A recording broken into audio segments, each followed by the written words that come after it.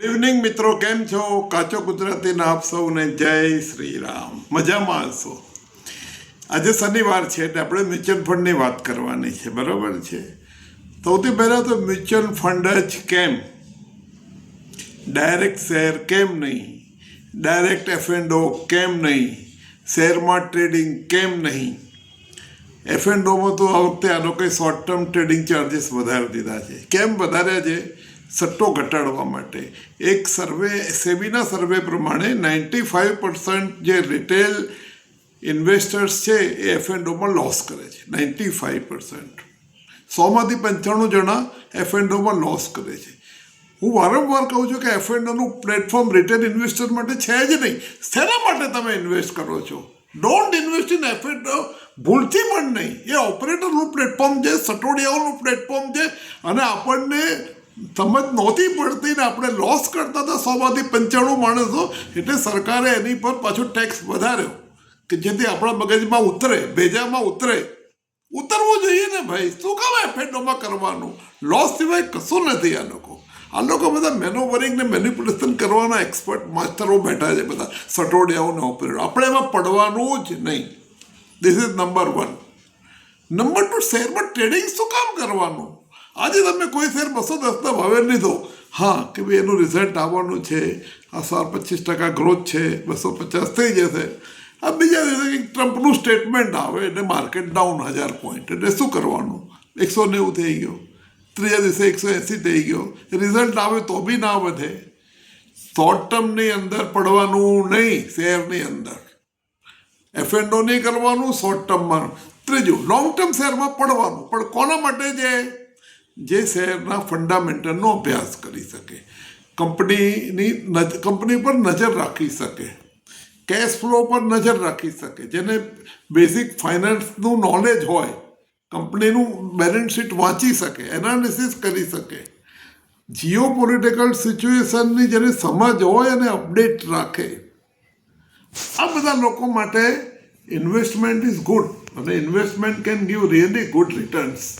પણ આપણી કેપેબિલિટી આપણે જોવી પડે. આપણને બેલેન્સ શીટ વાંચતા આવડે છે ફૂલ્લી, કેશ ફ્લો સમજતા આવડે છે આપણને, જીઓ પોલિટિકલ સિચ્યુએશન સાથે આપણે અપડેટ છે, આપણી શું સમજ છે જીઓ પોલિટિક્સની. આ બધી ના હોય, તમારી પોલિસી સરકારની ચેન્જ થયા કરે છે, આ સેક્ટરમાં ડ્યુટી વધી ઘટી, તમે અપડેટ રાખો છો. અને આપણે બધા નોકરી ધંધાવાળા માણસ છીએ કે રિટાયર્ડ માણસો છીએ. આપણે આ બધું કામ ન કરી શકીએ. 0.3-0.5% આપીને મ્યુચ્યુઅલ ફંડને સોંપો. એ લોકો આ જ ધંધો કરે છે, શેરમાં જ રોકે છે. શું કામ ડાયરેક્ટ રોકવાના? 20-30% લોસ કરવાનો, એના કરતાં 0.3-0.5% આપીને જ છૂટો. મ્યુચ્યુઅલ ફંડ જેટલું દુનિયામાં કશું જ નથી. અને આ મિડલ ક્લાસ માટે તો મ્યુચ્યુઅલ ફંડ એકદમ સુવર્ણ તક છે એનો. અને મ્યુચ્યુઅલ ફંડ માટે ડિઝાઇન થયું એવું તો મને લાગે છે એનો. જે મિડલ ક્લાસ લોકો માટે મ્યુચ્યુઅલ ફંડ સિવાય કોઈ રસ્તો જ નથી. માટે મિત્રો, એફએનડોમાં ઇન્વેસ્ટ ના કરો, ટ્રેડિંગ તો ક્યારેય કરશો નહીં. ઇન્વેસ્ટમેન્ટ મેં તમને કહી છે, બધી કન્ડિશન ફૂલફિલ કરી દઈએ તો જ કરજો શેરમાં ડાયરેક્ટ. પણ આમાં તો ચોક્કસ રોકાણ કરો. અને એસઆઈપી તમારી રિજેક્ટ ન થાય એનું ધ્યાન રાખો. રિટાયરમેન્ટ પછી એસડબ્લ્યુપીનો ફાયદો ઉઠાવો. હા, તમારો ફંડ છે એની સાઉન્ડનેસ બી તમારા ફંડ મેનેજર સાથે જ ડિસ્કસ કરતા રહો. કોઈ પણ ઇન્વેસ્ટમેન્ટ કરતાં પહેલાં તમારા ફાઇનાન્શિયલ એડવાઇઝરને પૂછો, એની સલાહ પ્રમાણે જ બધો તમે આ બધું કરશો તો તમને લાખો રૂપિયાનો નફો થશે. જે લોકો 10-20 હજારની એસઆઈપી કરે છે 20-25 વર્ષ, એમની 1 કરોડ 2 કરોડ એમની એસેટ વેલ્યુ થઈ જાય છે. એટલે એ ડિસિપ્લિન રાખવાનું. એસઆઈપી ક્યારેય રિજેક્ટ ના થવી જોઈએ, નંબર 1. નંબર 2, દર વર્ષે એસઆઈપી 10% વધારવાની. મને એક જણે પૂછ્યું કેવી રીતે વધારવાની? અમારા ખર્ચા જ વધારે છે. તો તમારી જે ઇન્કમ આવે માઇનસ એક્સપેન્ડિચર કરીને સેવિંગ કરો તમે, તો એક મહિને 5000 સેવિંગ થાય ને એક મહિને 20000 સેવિંગ થાય. એવું નહીં કરવાનું. ઇન્કમ આવે એમાંથી સેવિંગ કરવાનું, એમાંથી એસઆઈપી કરવાની, જે બચે એ ખર્ચવાનું. આ એક સિદ્ધાંત યાદ રાખો, તો જ તમે બિલ્ડ કરી શકશો એસેટ. તમારે એસેટ બિલ્ડ કરવા માટે મ્યુચ્યુઅલ ફંડ છે ને, મ્યુચ્યુઅલ ફંડ માટે ડિસિપ્લિન, આ ફાઇનાન્શિયલ ડિસિપ્લિન બહુ જરૂરી છે. આજે આપણે એક મ્યુચ્યુઅલ ફંડની વાત કરીએ જેનું ઓરિજિનલ નામ રિલાયન્સ ગ્રોથ ફંડ છે. અનિલ અંબાણી વડી રિલાયન્સ કંપનીનું. પણ હવે અનિલ અંબાણીની બધી કંપનીઓ ડૂબી એટલે એને નિપ્પોન જાપાનની કંપની છે નિપ્પોન ઇન્ડિયાએ ટેક ઓવર કર્યું. એટલે એનું નામ છે Nippon India growth mid cap fund. પહેલાં બી મિડ કેપ જ હતું પણ મિડ કેપ લખતા નહોતા. હવે સેબી ગાઈડલાઈન પ્રમાણે લખવું પડે છે એમને. 1995થી સ્ટાર્ટ થયેલું ફંડ છે. 95થી હજી સુધી 19% રિટર્ન આપ્યું છે. Can you believe it? 19% return. અને this is the one of the first fund મેં જ્યારે સ્ટાર્ટ ઇન્વેસ્ટિંગ કર્યું ત્યારે મારા ફાઇનાન્શિયલ એડવાઇઝર એણે એડવાઇસ આપી મને કે તમે આમાં ઇન્વેસ્ટ કરો. અને મેં ઇન્વેસ્ટ કર્યું અને એમાં મને ખૂબ સારું રિટર્ન મળ્યું.